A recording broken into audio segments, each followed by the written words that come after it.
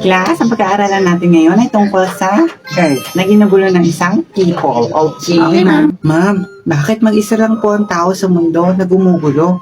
Ang ibig sabihin, mag-isa lang po siya. Kawawa naman po siya, no? Dapat ang gawin niya, pumunta na lang siya sa space para marami siyang space. Spaces? Eh, T, ano tingin mo sa tao sa mundo? Alien?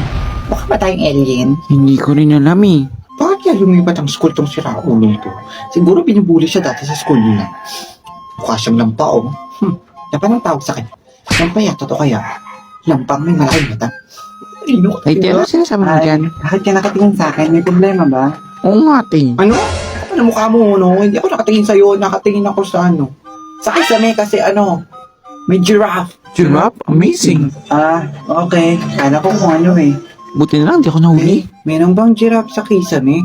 Ang ibig sabihin, merong zoo sa kisame natin. Ang galing naman. Parang gano'n na nga. Naku naman, ang ugly-ugly ko naman ngayon. Makapag-retouch nga. A little here, a little there, a little here, a little there, a little everywhere. A little ba yan? Ay, T, bakit ka nagme-makeup? Eh, di ba maganda ka na? Baka magkaroon ka ng chemical reaction from that foundation. Ay, tama ka. Nako, hindi ako titigil mag-makeup, no? Hanggat hindi ako pinapansin ng kiyo na yan, no? Kaya kukulang tayo. O, sige, te. Support na lang kita. Ang statue of you, ang statue of Yuda ay tinala noon. Sino sasagot? Anybody? Anybody? O, ikaw, Mr. Buunat na si Ewan. Baka gutom lang. Siguro. Baka sasali siya sa dating competition. Siguro nga. Ay, mama, sasabihin niyo. Hindi ko mabigkas yung words, pero ikaw, Mr. Sino, Mr.? Ma'am, ako po ba yung kinakausap niyo? Si Gio ba, ma'am? Mukha bang may kausap akong iba? At sa'yo lang naman ako nakatingin, iho. Si Gio nga? Ay, sorry po. Ay, ma'am, ano nga po ba ulit yung tanong? Hindi ko po kasi naintindihan eh. Ang cool niya. Yan, hindi nakikinig. O sige, total cute ka naman. Ulitin mo yung tanong, ha? Anong taon itinala ang Statue of Beauty? Naintindihan mo ba? Sana masagot niya. Ay, okay po. Ano nga ulit po yun, ma'am? Hindi ko po kasi naintindihan eh. Kaya, cute pa naman. Aray, parang sumakit lalo yung katawan ko sa'yo na.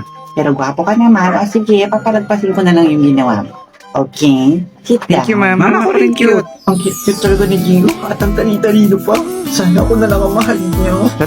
Ay, di matalino. Eh, wala na siya nasagot. Matalino ba yun? Siguro. Ah, sinong alam ang may sagot? Sana ako rin.